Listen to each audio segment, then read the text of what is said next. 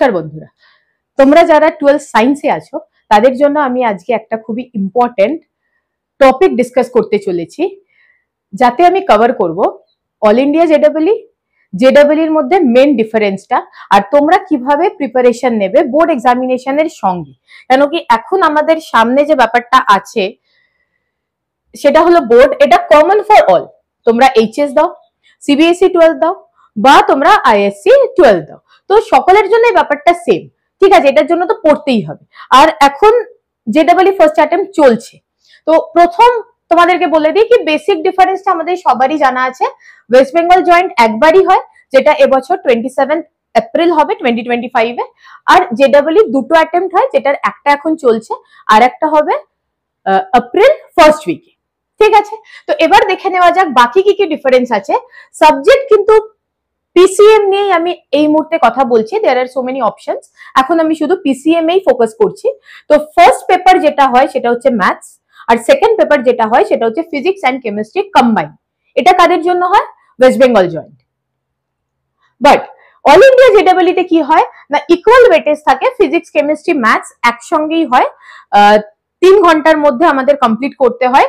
Total marks হচ্ছে 300, যেটা equally 100 এ divide করা থাকে। তো এটার মধ্যে কোনো কমপ্লিকেসি নেই, এটা একদমই ইজি ব্যাপার। বাট এই ক্ষেত্রে দেখো 200 মার্কস আছে, তো 200 মার্কসের মধ্যে এখানে কিন্তু বিভিন্ন রকম ব্যাপার আছে, ক্যাটাগরির ব্যাপার আছে, ঠিক আছে? তো আমি এটাতে ডিটেল আসছি, জাস্ট ছোট করে একটা কথা এখানে আমি বলে নিই। অল ইন্ডিয়া জয়েন্টের জন্য এই বছরে কিন্তু একটা প্যাটার্ন চেঞ্জ হয়েছে, সেটা হচ্ছে কি আগের বছর অব্দি 30টা কোয়েশ্চেন থাকতো পার সাবজেক্ট, 25টা করতে হতো, তার মধ্যে 5টার অপশন মানে 5টার চয়েস থাকতো। এবছর থেকে কিন্তু এই চয়েসটা হাটিয়ে দেওয়া হয়েছে, টোটাল 25 করে 3টে সাবজেক্টে 25টা করে কোয়েশ্চেন থাকবে এবং প্রত্যেকটা কোয়েশ্চেন কিন্তু কম্পালসারি, যার মধ্যে 20টা থাকবে এমসিকিউ, 5টা থাকবে কি না নিউমেরিক বেস, মানে একটা নিউমেরিক্যাল ভ্যালু আসবে যেটা আমাদের লিখতে হবে। তো এই ব্যাপারটা হচ্ছে জেডাব্লিউ এর জন্য। এটা আমার ডিটেল যে সিরিজটা আসছে শর্ট ভিডিও সিরিজ, সেখানেও আমি আবার বলে দেবো। বাট এখন আমি যেটা বলতে চাইছি তোমাদের সেটা হচ্ছে ডব্লিউবি জেডাব্লিউ। দেখো এখানে একটা যে মেন ব্যাপার আছে সেটা হচ্ছে ক্যাটাগরির ব্যাপার এসে যাচ্ছে। ক্যাটাগরিতে দেখো ফিজিক্স আর কেমিস্ট্রি এটা ইকুয়ালি থাকবে একটাই পেপারের মধ্যে।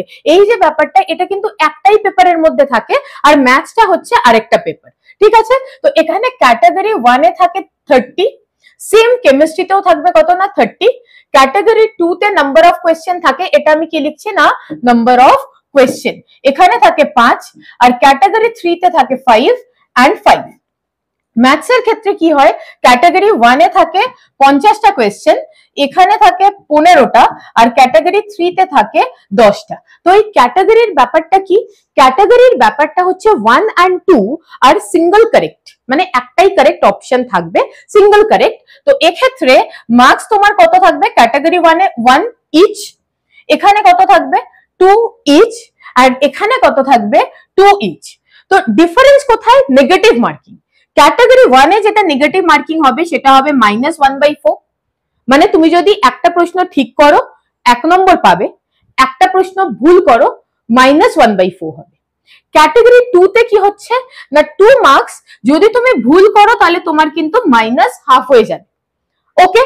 আর এক্ষেত্রে কি হচ্ছে, এক্ষেত্রে যেহেতু মাল্টিপল কারেক্ট অপশন থাকে, তো এক্ষেত্রে কিন্তু আমাদের কোন রকম নেগেটিভ মার্কিং হবে না। তো সেক্ষেত্রে নেগেটিভ মার্ক কিন্তু 0, because this are multi correct. I think you understood this thing. তো এই ব্যাপারটা একটু কমপ্লিকেসি থাকে। তো এরপরে আমি তোমাদের আরেকটা কথা বলে দিতে চাই কি আমাদের হাতে কিন্তু শুধুমাত্র ডব্লিউবি জেডাব্লিউ বা আরো এই রিলেটেড যেসব পরীক্ষাগুলো আছে, কি অনেক এরকম স্টেট আলাদা আলাদা করে কন্ডাক্ট করে, আলাদা আলাদা ইউনিভার্সিটিও করে, তার জন্য আমি আরেকটা ভিডিও বানিয়ে দেবো। কিন্তু আমি বলছি এগুলো ছাড়াও যদি তোমার স্পেশালি কোনো সাবজেক্টের উপর ইন্টারেস্ট থাকে, হয় সেটা ফিজিক্স, কেমিস্ট্রি বা ম্যাথামেটিক্স, সেক্ষেত্রে কিন্তু আমরা আরেকটা অপশনও এক্সপ্লোর করতে পারি। আশা করছি সেটা তোমরা জানো, দ্যাট ইজ কল্ড সিইউইটি। তো সিইউইটি ব্যাপারটা কি? Common university entrance test. এর কিন্তু ডিফারেন্ট পার্ট আছে, এটা ইউজি লেভেলে হয়, এটা পিজি লেভেলে হয়, এটা পিএইচডি লেভেলেও হয়। তো এখন যারা 12th-এ আছো তাদের কিন্তু ইউজি লেভেলে বসতে হবে। তো এটা যেহেতু দেরি আছে, এটার এখনো কোনো নোটিফিকেশন আসেনি, তার আগে আমরা বিভিন্ন রকম পরীক্ষাগুলো দিয়ে নেব এবং এটাকে আমরা আমাদের প্ল্যান সি তে রাখবো। তো সেই জন্য এটার ব্যাপারে আমি পরে বিস্তারিত আলোচনা করব, কিন্তু তোমরা এখন ভেবে নাও কি তোমরা প্ল্যানটাকে কিভাবে সাজাবে, কি plan A, plan B, plan C. একটা কথা মনে রেখো, কখনোই কিন্তু একটা প্ল্যানের উপর নির্ভর করে নিজেদের কোনো রকম ডিসিশনকে নেবে না বা ডিসিশন নেওয়ার মতো অবস্থায় থাকবে না। সব সময় তুমি জানবে কি আমার যদি এই প্ল্যান এটা কাজ না করে তাহলে আমার জন্য একটা প্ল্যান বি থাকবে, আর আমাদের কাছে প্ল্যান সিও কিন্তু আছে। তো এখন এই মুহূর্তে আমাদের কি করণীয়, কি ফার্স্ট অ্যাটেম্প্ট হয়ে যাওয়ার পরে আমরা বোর্ডের জন্য ভালো করে লেখা প্র্যাকটিস করব, কি বোর্ড এক্সামে আমাদের কিভাবে লিখতে হয়। তারপরে আমার যে শর্ট সিরিজটা আসছে, যেটাতে আমরা 15 to 20 মিনিটস ম্যাক্সিমাম, তার মধ্যে আমরা sub topic with some important question discuss করব। আশা করি তাতে তোমাদের অবশ্যই অনেকটা সুবিধা হবে, কি খুব কম টাইমের মধ্যে তোমরা কিন্তু রিভিশনটা কমপ্লিট করে নিতে পারবে।